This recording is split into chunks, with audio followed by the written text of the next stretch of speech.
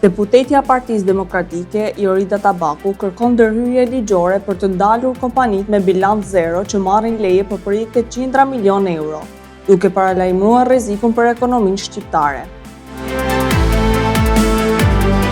Nga Kuvendi, Tabaku ngriti shqetësimin për mënyrën si po zhvillohet ndërtimi në Tiranë dhe qytete të tjera të vendit. Ajo paralajmëroi se sektori të ndërtimit po i mungon transparenca dhe po shndërrohet në një kanal kryesor për pastrimin e parave dhe fuqizimin e krimit të organizuar. Sot ka kompani që marrin leje ndërtimi për kulla 200 milion euro me zero bilanc.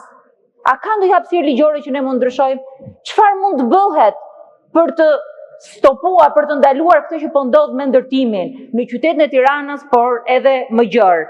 Sepse që të ngrem duar dhe të themi është e pamundur, për mua nuk është përgjigje mjaftueshme. Deputetja u shpreh se rritja e pazakonte volumit të ndërtimeve nuk përputhet me kapacitetet reale të tregut, dhe se vetëm në Tiranë janë miratuar leje ndërtimi për 1.9 milion metra katror. Tabaku kujtoi se pastrimi i parave dhe korrupsioni kanë krijuar një cikël të mbyllur që po e destabilizon ekonominë. Sot pastrimi i parave, korrupsioni, krimi organizuar që kanë krijuar një qark të mbyllur, kanë ulur vlerën e euros me 30%. Dhe kjo është një këmban alarmi për ekonominë shqiptare. Në Tiranë janë dhënë 1.9 milion metra katror leje ndërtimi, që është një shifër e jashtëzakonshme, e papërballueshme për sektorin bankar, e papërballueshme për asnjë kompani. Në raportin e SPAK-ut të 2023-shit thuaj që sot grupet kriminale po përdorin hapësirën ligjore për të pastruar para, që do të thotë po përdorin ndërtimin, po përdorin koncesionet, po përdorin partneritetin publik-privat. Deputetja propozoi vendosjen e kriterieve të forta financiare për çdo kompani që aplikon për leje ndërtimi, në mënyrë që projektet marramendëse të mos mbështeten mbi bilanca fiktive. Deputetja kërkoi transparencë totale mbi burimin e kapitalit, duke i lënë më pak hapësirë parave të pista të maskohen pas kullave shumëkatshme. Tabaku nënvizoi edhe nevojën për hetime të thelluara mbi projektet me risk të lartë, si dhe kufizimin e lejeve për kompani që nuk kanë eksperiencë reale në këtë sektor, me synimin për të ndalur fenomenin e ndërtimeve pa bazë financiare dhe profesionale. Prandaj pyetja që kisha ishte me të vërtetë edhe në sensin pozitiv.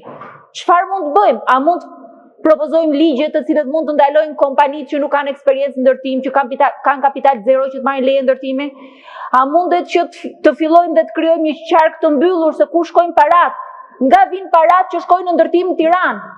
Sepse mbas 4 vitesh, 5 vitesh të asaj deklarate, në fakt 3 vitesh të asaj deklarate, situata sot është akoma edhe më keq.